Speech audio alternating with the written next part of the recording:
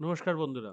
আজকে আইপিএল এর কোয়ালিফায়ার 2, যেটা কিনা যে জিতবে সে ফাইনালে খেলবে কেকেআর এর সঙ্গে। আজকে Rajasthan Royals versus Sunrisers Hyderabad, match number 73, এই বছরের 73তম ম্যাচ।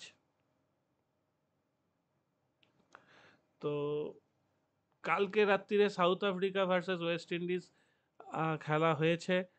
সাউথ আফ্রিকা হেরে গেছে ওয়েস্ট ইন্ডিজের কাছে। ভালোই খেলা হচ্ছিল, আমি কিছুটা দেখেছি, কিন্তু অত রাত্রিরে খেলা দেখতে পারিনি আমি অতক্ষণ ধরে। আজকে যেটা চিন্তার ব্যাপার সেটা হচ্ছে pitch. It's going to be hot and humid with dew expected in the second innings. The teams may prefer bowling first on the win on winning the toss. The recent history also backs that chasing team have won 5 of the 7 games played here this season. এইবার ব্যাপারটা হচ্ছে যে আজকে কে জিতবে। আমার কেন জানি না মনে হচ্ছে রাজস্থান রয়্যালস জিতবে, মনে হচ্ছে। এবং রাজস্থান রয়্যালস আর কেকেআর ফাইনাল, তারপর ফাইনালে কি হবে সেটা তখন ভাবা যাবে। আজকে মনে হচ্ছে আজকে হাই স্কোরিং ম্যাচ হবে না, ভীষণ হাই স্কোরিং ম্যাচ হওয়ার কথা নয়। তবে যেই ব্যাট করুক প্রচুর রান হওয়ার উচিত অন্তত। কারণ হাই স্কোরিং মানে আমি বলছি 230-40 হয়তো হবে না, কিন্তু 180+ হওয়া উচিত, এটা আমার মনে হচ্ছে। এইবার সেটা যদি না হয় তাহলে হিসাবটা পুরো গন্ডগোল হয়ে যাবে। দুজনকারই ব্যাটিং খুব ভালো। বোলিং চেন্নাইয়ের পিছে দেখুন মায়াঙ্ক মার্কান্ডেকে নেওয়া হচ্ছে, মানে ধরে নেওয়া হচ্ছে যে স্পিনিং ফ্রেন্ডলি একটা উইকেট পাওয়া যাবে। এখানে চাহাল আছে, আশ্বিন আছে। পরে ব্যাট করলে মানে প্রথমে ব্যাট করলে রোহমান পাওয়েল ব্যাট করবে, বলের সময় কেশব মহারাজকে ইম্প্যাক্ট প্লেয়ার হিসেবে নামানো যেতে পারে। এইটা হচ্ছে ওদের প্ল্যান। মানে তিনখানা স্পিনার রয়েছে, সঙ্গে রয়েছে রিয়ান পারাগ, মোটামুটি ভালোই হাত ঘোরাতে পারে। কোলার, ক্যাডমোর, টিকে সিও বল করতে পারে মোটামুটি। যশস্বী জয়সওয়ালকে আমরা হাত ঘোরাতে দেখেছি, কিন্তু বলে সেরকম সুনাম নেই। এখানে বোলিংয়ে হিসাবে দেখতে পাওয়া যায় গ্লেন ফিলিপসকে। গ্লেন ফিলিপস মাঝে মাঝে দুর্দান্ত বল করে। আমার মনে হয় গ্লেন ফিলিপসের ব্যাটিংটা অনেক বেশি ভালো বিজয়কান্ত বিয়াসকান্তের চেয়ে। নীতিশ কুমার রেড্ডি আমার এই আইপিএলে একজন খুব পছন্দের প্লেয়ার হিসেবে উঠে এসছে, কারণ দারুণ ব্যাটিং এবং বলটাও খারাপ করে না। যদি একটু ঠিকঠাক বলটা করতে পারে তাহলে কিন্তু ইন্ডিয়া টিমে একটা ঢোকার চান্স পেতে পারে। এখন অনেক কম বয়স, একটা পরিপক্ক প্লেয়ার হিসেবে তৈরি হলে তখন কিন্তু অলরাউন্ডার হিসেবে ইন্ডিয়া টিমে ঢোকার চান্স পেতে পারে। আর একজন প্লেয়ার যে ইন্ডিয়া টিমে ঢুকলেও ঢুকতে পারে আগামী দিনে, সে হচ্ছে অভিষেক শর্মা। অভিষেক শর্মা দুর্দান্ত বাঁহাতে ব্যাট করে, এবং অভিষেক শর্মার গুরু হচ্ছে যুবরাজ সিং। গুরু মানে ডাইরেক্ট কোচ। যুবরাজ সিং এর কোচিংয়ে অভিষেক শর্মা কিন্তু এখন আছেন।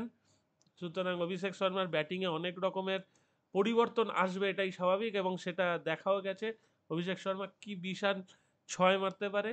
ট্র্যাভিস হেড নিয়ে তেমন কিছু বলার নেই। ট্র্যাভিস হেড অনেক বড় প্লেয়ার, দু একটা ম্যাচ ফেল করতে পারে, কিন্তু যে কোনো দিন ম্যাচ একা হাতে ঘুরিয়ে দিতে পারে।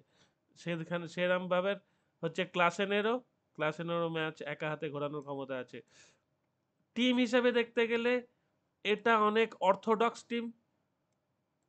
রাজস্থান রয়্যালস অর্থোডক্স মানে একজন যদি আউট হয়ে যায় পরের জন এসে একটু স্লো খেলে খেলা ধরে এরম খেলবে। আর এটা অনেক ফাস্ট টিম, এখানে ধরাধরির কোনো সিন নেই, যে আসবে মারবে, মারতে থাকবে।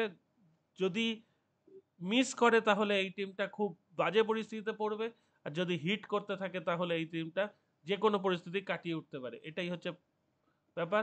তো আগেই বললাম 180+ রান আমি এক্সপেক্ট করছি যে কোনো টিম ব্যাট করুক না কেন। যদিও চেন্নাইয়ের একটা স্লো ট্র্যাক আমরা পেতে চলেছি, সেই জন্যে সেকেন্ড ইনিংসে যারা ব্যাট করবে তাদের জেতার চান্স বেশি। এবার আর একটা খেলা এক্ষুনি শুরু হতে চলেছে, সেটা হচ্ছে আয়ারল্যান্ড ভার্সেস নেদারল্যান্ড। একটা ট্রাই সিরিজ চলছে, আপনারা জানেন আয়ারল্যান্ড, নেদারল্যান্ড আর স্কটল্যান্ড। নেদারল্যান্ড এই মুহূর্তে 3 নম্বরে পৌঁছে গেছে। সুতরাং আয়ারল্যান্ডের সঙ্গে খেলা, আগের দিন আয়ারল্যান্ড জিতেছে, আজকে আয়ারল্যান্ড হয়তো জিতবে না, নেদারল্যান্ড একটা চেষ্টা করবে যেখানে আয়ারল্যান্ডকে বাজিমাত করা যায়। তো নেদারল্যান্ড টসে জিতেছে, ফিল্ডিং নিয়েছে, আয়ারল্যান্ড টসে হেরে ব্যাট পেয়েছে। তো দেখা যাক।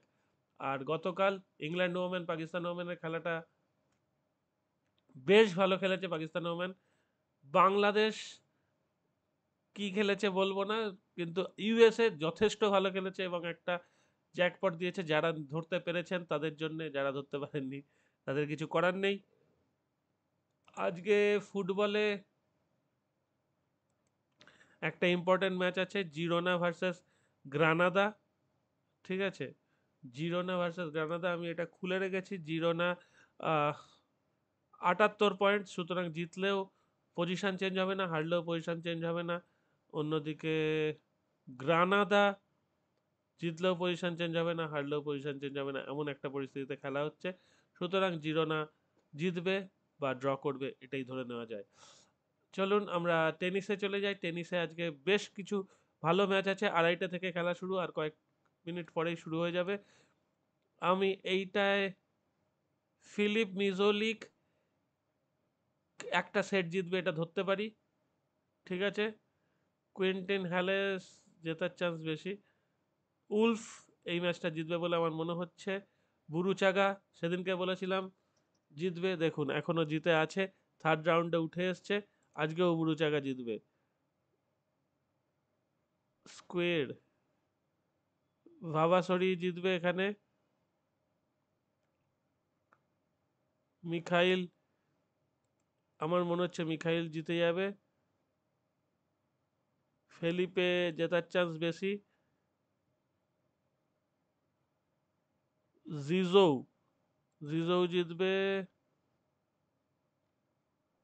মন্টেরিও জিতবে।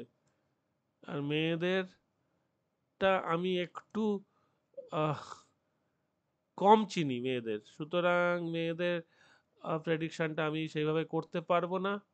ইভা জেতার চান্স বেশি বলেই আমার মনে হচ্ছে।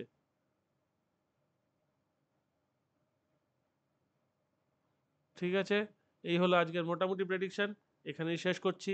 খেলা দেখুন আর জানাতে থাকুন কেমন লাগছে।